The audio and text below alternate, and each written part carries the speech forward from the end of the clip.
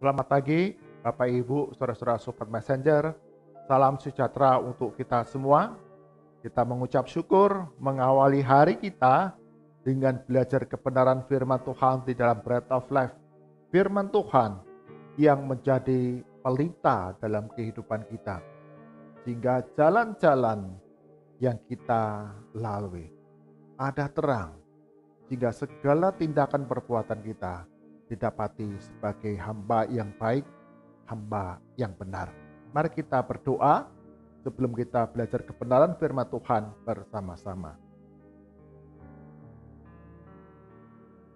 Bapa kami dalam surga, sungguh kami mengucap syukur hari yang baru dikaruniakan kepada kami. Sungguh kami mengucap syukur Kau Allah yang selalu berbicara kepada kami, mengingatkan kami, mengajarkan kami melalui firman Tuhan yang kami baca, kami renungkan setiap hari. Mengucap syukur pagi hari ini kami Sobat Messenger yang beribadah bersama-sama dalam doa pagi Bread of Life. Kau karuniakan kepada kami pengertian firman Tuhan yang kami baca, kami renungkan ini menjadi tuntunan dalam kehidupan kami, anak-anak Tuhan. Di dalam nama Tuhan Yesus, kami berdoa. Amin. Bapak, Ibu, saudara Sobat Messenger, bagian firman Tuhan jadi perenungan kita pada pagi hari ini diambil dari kitab Kolose pasal yang keempat, ayat yang kedua hingga keenam. Kolose pasal 4 ayat yang kedua hingga keenam, demikian firman Tuhan. Bertekunlah dalam doa, dan dalam pada itu berjaga-jagalah sambil mengucap syukur. Berdoa jugalah untuk kami, supaya Allah membuka pintu untuk pemberitaan kami, sehingga kami dapat berbicara tentang rahasia Kristus, yang karenanya aku dipenjarakan. Dengan demikian aku dapat menyatakannya sebagaimana seharusnya. Hiduplah dengan penuh hikmat terhadap orang-orang luar. Pergunakanlah waktu yang ada. Hendaklah kata-katamu senantiasa penuh kasih. Jangan hambar, sehingga kamu tahu bagaimana kamu harus memberi jawab kepada setiap orang. Amin. Demikian firman Tuhan. Yang berbahagia setiap kita yang membaca, merenungkan firman Tuhan siang dan malam, serta melakukannya dalam kehidupan kita setiap hari. Tema perenungan kita pagi hari ini adalah kata-kata mutiara. Kata-kata mutiara. Hampir semua orang menyukai kata-kata mutiara. Baik itu yang sering kita terima melalui media sosial, melalui WA kita, berupa gambar, dan ada kata-kata di sana yang indah, yang bagus, yang membuat kita yang membaca atau ada orang yang memperkatakan kata-kata yang indah, kata-kata mutiara ini yang dapat membangkitkan semangat kita, yang dapat menghiburkan kita, bahkan dapat menegur kita untuk memperbaiki kelakuan kita sebagai anak-anak Tuhan. Banyak orang suka untuk menerima kata-kata mutiara, kata-kata yang indah, yang memperbaiki kehidupan kita untuk level yang lebih tinggi. Seorang hamba Tuhan yang bernama Larry Crabb, ketika dia masih muda, Larry Crabb ini memiliki kebiasaan yaitu berkata-kata dengan gagap. Entah kenapa itu sudah terbentuk atau sudah ada sejak kecil dari Larry Crabb ini. Kebiasaan berkata gagap itu entah bagaimana tiba-tiba muncul pada masa-masa yang tidak pernah diketahuinya. Larry Crabb berusaha untuk mengendalikan agar kebiasaan berkata-kata gagap ini tidak muncul ketika dia mengajar di sebuah sekolah teologi. Tapi kenyataannya kadangkala kebiasaan berkata-kata gagap itu muncul ketika dia mengajar, meski tidak sering, jarang sekali ada. Satu kali ketika Larry Crabb diminta untuk memimpin doa dalam sebuah ibadah di gereja, dengan semangat Larry Crabb ini kemudian berdoa dengan lantang. Tapi entah kenapa tiba-tiba kebiasaan berkata gagap itu muncul. Sehingga Larry Crabb di dalam doanya campur aduk di sana. Kata-kata yang gagap ataupun pokok-pokok doa yang dinaikkan. Larry Crabb merasa malu bahwa dia tidak dapat berdoa dengan baik, berkata-kata dengan gagap, dan segera dia ingin pulang karena merasa, dia berpikir dia akan mendapatkan teguran keras akibat apa yang dilakukannya ketika berdoa tiba-tiba berkata-kata dengan gagap. Larry Crabb di dalam hati mengatakan, aku tidak mau lagi berdoa di gereja. Aku tidak mau lagi untuk menyampaikan firman Tuhan di gereja di hadapan banyak orang. Aku pasti kena marah. Aku malu. Dan segera Larry Crabb selesai ibadah bergegas pulang. Di tengah perjalanan, ketika hampir keluar dari halaman gereja, dia bertemu dengan seorang pria tua. Dan dia berkata kepada Larry Crabb yang masih muda itu, Larry, apapun yang kamu lakukan dengan sepenuh hati untuk Tuhan, aku akan mendukungmu 1000%. Aku tahu engkau berjuang melakukan yang terbaik untuk Tuhan. Dan aku selalu akan mendukungmu.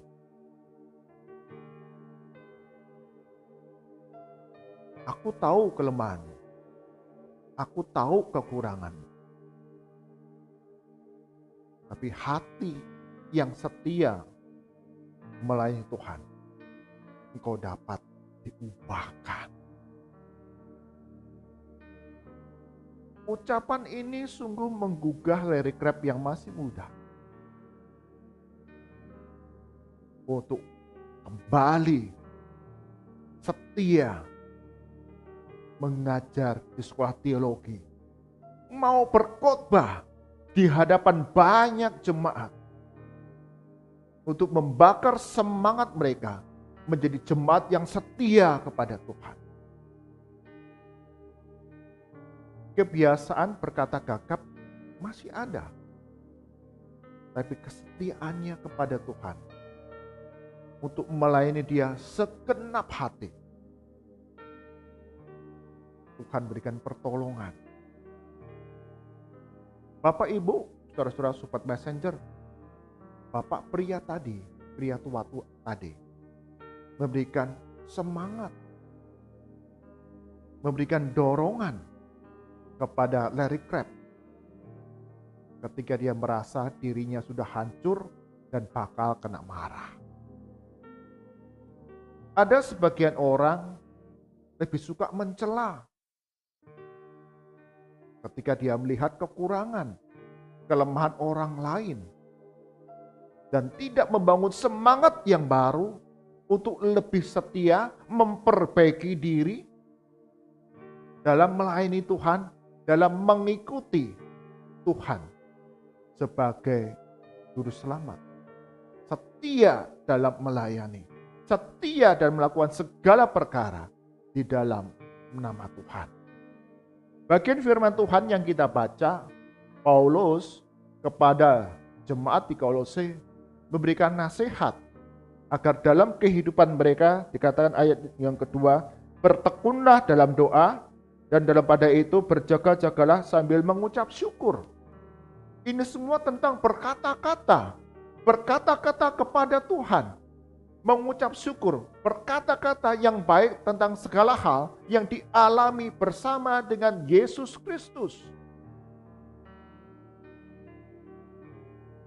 Di tengah kehidupan yang kita jalani, tidak selalu apa yang jadi harapan kita, rancangan kita, rencana kita itu nyata terjadi.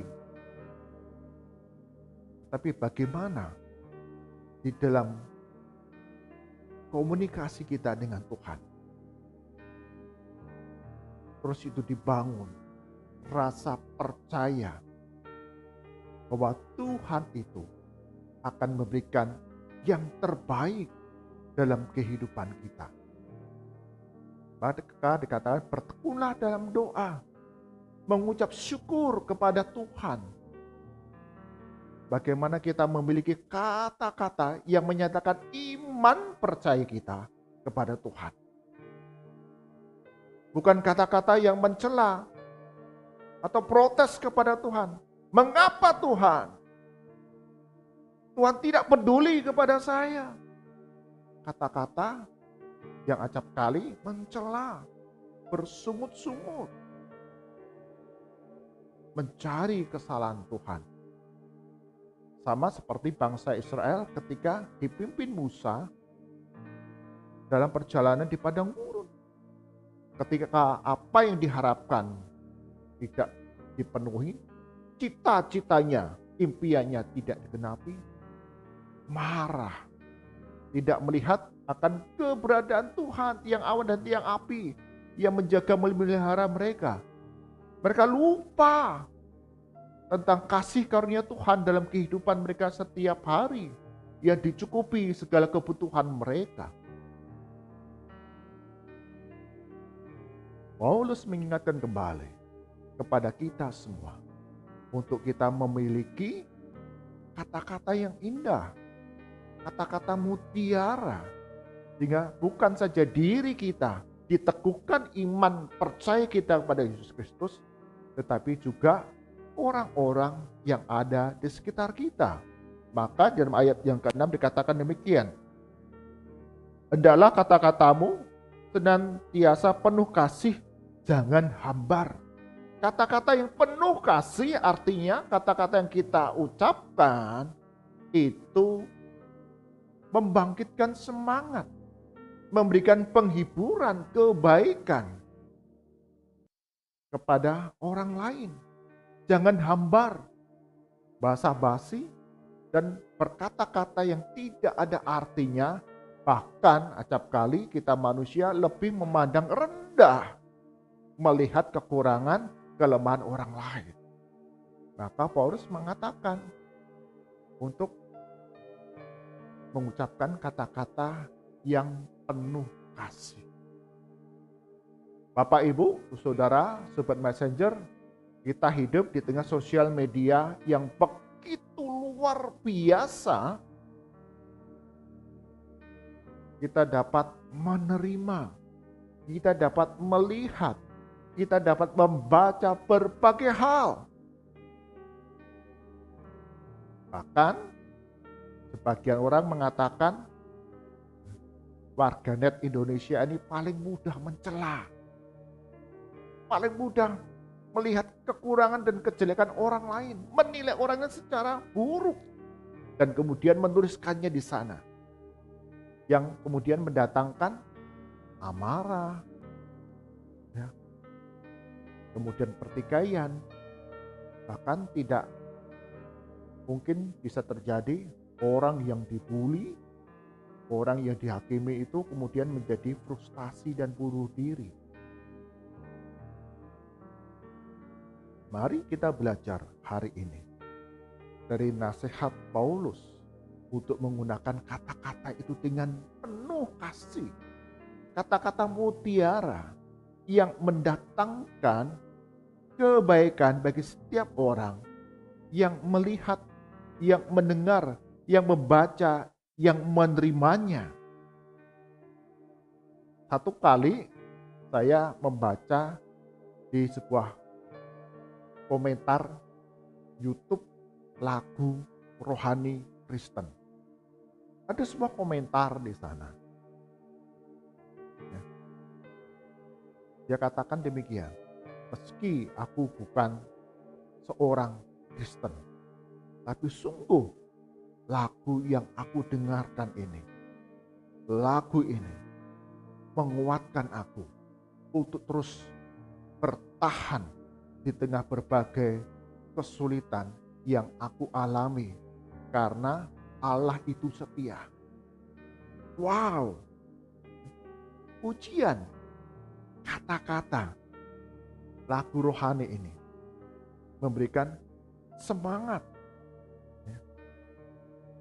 bagi orang lain yang mendengarkan, siapa saja yang mendengarkan di tengah pergumulan yang dihadapi. Dia dikuatkan, dia dihiburkan. Demikian juga kita Bapak Ibu, saudara-saudara Sobat Messenger. Apa yang kita dapat bagikan di dalam media sosial, kutipan-kutipan ayat firman Tuhan, ataupun kata-kata mutiara yang indah, bahkan lagu pujian yang kita bagikan.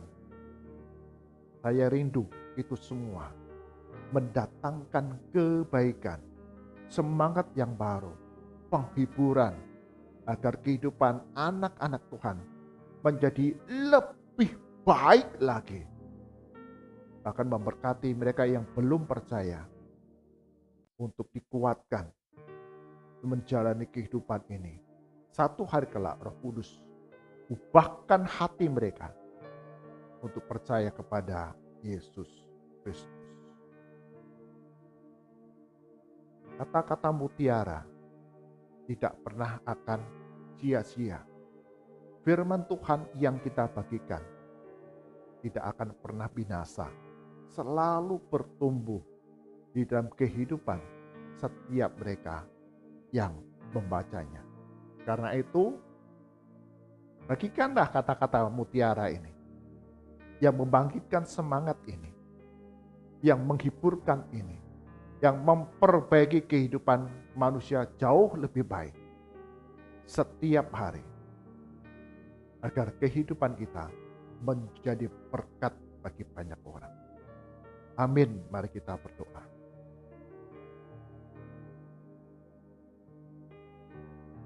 Tuhan Yesus, kami menyadari dalam kehidupan kami banyak perkara kami alami. Kami suka mendengar, melihat, menerima kata-kata mutiara, kata-kata yang indah, yang memberikan semangat, yang memberikan penghiburan, yang memberikan jalan keluar hikmat, bahkan memperbaiki kelakuan kami agar memiliki kehidupan yang lebih baik. Terlebih bagi kami orang-orang Kristen, kata-kata mutiara adalah kata-kata yang bertujuan untuk membuat kami yang membacanya memiliki kehidupan yang lebih baik di dalam iman kepada Yesus Kristus. Kami rindu, Sobat Messenger, setiap hari kami dapat membagikan kata-kata mutiara ini, kata-kata yang indah kepada banyak orang, baik melalui media sosial ataupun perkataan kami secara langsung kepada orang-orang yang dekat kepada kami, untuk mereka dihiburkan, dikuatkan, dihiburkan. Kami serahkan ya Tuhan, sepanjang hari ini segala usaha pekerjaan kami, Tuhan Yesus akan membuat berhasil. Cukupkan segala kebutuhan kami, baik pribadi ataupun di tengah keluarga kami, di tengah tantangan yang kami hadapi. Engkau punya cara yang ajaib mencukupi kebutuhan kami. Bagi kami yang sakit, yang lemah tubuh, Tuhan Yesus, Kau sembuhkan kami, pulihkan kami. Mulai perawatan, pengobatan, ada kesehatan yang semakin sempurnakan setiap hari. Bagi kami yang berduka, bersedih, kesepian, Tuhan Yesus berikan penghiburan yang sejati, baik melalui firman Tuhan melalui puji-pujian rohani, bahkan saudara-saudara seiman yang memberikan kekuatan dan penghiburan.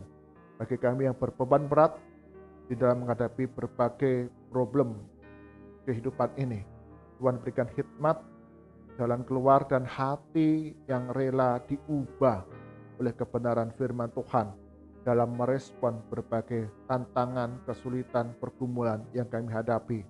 Kami melakukan apa yang menjadi kehendak Tuhan, dan Engkau yang berikan pemulihan bagi kami semua. Kami berdoa ya Tuhan, bagi aparat keamanan di seluruh wilayah Indonesia ini. Kami berdoa bagi bangsa dan negara kami Indonesia. Engkau yang memberikan pertolongan, Engkau yang memberikan pemeliharaan di tengah berbagai ancaman konflik antar negara.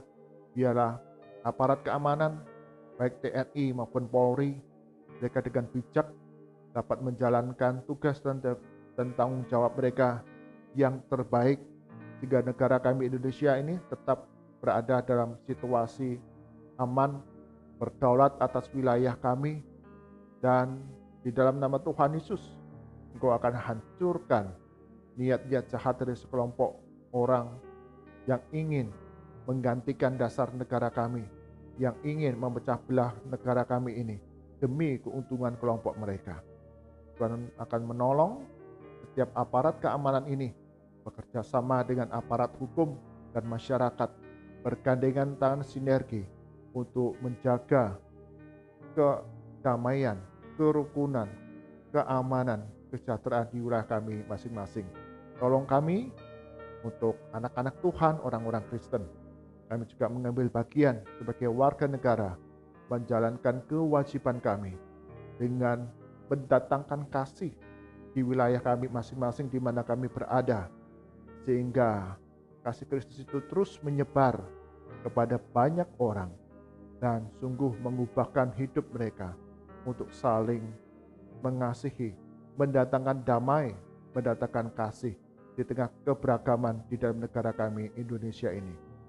Jauhkan dari perpecahan, jauhkan kami dari kehancuran. Tuhan Yesus berkati bangsa dan negara kami Indonesia ini. Mari angkat tangan kita, alihkan hati kita kepada Tuhan, dan kita terima berkat daripadanya. Kasih karunia dan damai sejahtera dari Tuhan kita Yesus Kristus, pemeliharaan yang sempurna dari Allah Bapa, serta persekutuan penghiburan dari Roh Kudus senantiasa menyertai langkah kehidupan kita setiap hari, agar hidup kita mendatangkan kebaikan, mendatangkan penghiburan, mendatangkan semangat bagi kemuliaan nama Tuhan dari sekarang sampai selama-lamanya. Amin. Bapak, Ibu, saudara-saudara Sobat Messenger, kata-kata yang indah, kata-kata mutiara yang penuh kasih tidak akan pernah sia-sia ketika kita membagikannya kepada banyak orang. Mereka dikuatkan, mereka dihiburkan, mereka memperoleh kehidupan yang lebih baik di dalam anugerah Tuhan. Tuhan Yesus berkati kita semua. Amin.